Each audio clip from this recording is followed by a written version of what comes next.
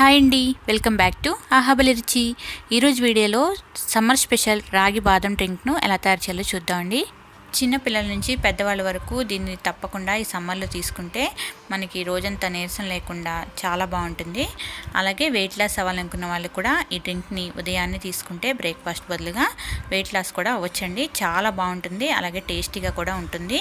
మరి లేట్ చేయకుండా దీన్ని ఎలా తయారు చేయాలో చూసేద్దాం. ముందుగా దీన్ని తయారు చేయడానికి నేను ఇక్కడ ఒక 10 నుంచి 12 వరకు బాదం పప్పులు నానబెట్టుకున్నాను. ఒక 6-7 గంటల పాటు నానబెట్టుకున్న తర్వాత వీటిని పొట్టు తీసుకోవాలి. పొట్టు తీసిన వాటిని ఒక గిన్నెలోకి వేసుకోవాలి. ఇలా గిన్నెలో వేసి పెట్టుకోవాలండి. ఇప్పుడు ఒక మిక్సర్ జార్ తీసుకొని దానిలోకి ముందుగా మనం పొట్టు తీసి పెట్టుకున్న బాదం పప్పుల్ని వేసుకోవాలి. తర్వాత దీనిలోకి నేను ఇక్కడ ఒక 2 ఖర్జూరాలను కూడా వేసుకుంటున్నాను. కావాలంటే ఖర్జూరాన్ని కూడా నానబెట్టి తీసుకోవచ్చు 1 గంట. ఆ తర్వాత కొద్దిగా వాటర్ యాడ్ చేసుకొని దీన్ని స్మూత్గా గ్రైండ్ చేసుకోవాలి. వీలైనంత స్మూత్గా గ్రైండ్ చేసుకొని పక్కన పెట్టుకోవాలి. తర్వాత ఒక గిన్నెలోకి 1 టేబుల్ స్పూన్ వరకు రాగి పిండిని వేసుకోవాలి. రాగి పిండి వేసుకున్నాక ఒక 100 ml వరకు వాటర్ని వేసుకొని బాగా కలుపుకోవాలి. ఎక్కడా కూడా ఉండలు లేకుండా మిక్స్ చేసుకొని పక్కన పెట్టుకోవాలి. ఇప్పుడు స్టవ్ ఆన్ చేసి ఒక గిన్నె పెట్టుకుని దానిలో ఒక 1/2 లీటర్ వరకు వాటర్ని వేసుకొని మరిగించుకోవాలి. వాటర్ కొంచెం తెల్లేటప్పుడు దీనిలోకి మనం ముందుగా కలిపెట్టుకున్న రాగి పిండిని వేసుకోవాలి. వేసుకున్న తర్వాత మనం ముందుగా గ్రైండ్ చేసుకున్న బాదం అలాగే ఖర్జూరం పేస్ట్ ఉంది కదా, దాన్ని కూడా యాడ్ చేసుకోవాలి. ఈ రెండింటిని వేసుకొని మీడియం ఫ్లేమ్లో పెట్టుకొని బాగా మరగనివ్వాలి. ఒక 4-5 నిమిషాల పాటు మీడియం ఫ్లేమ్లో కుక్ చేయాలి.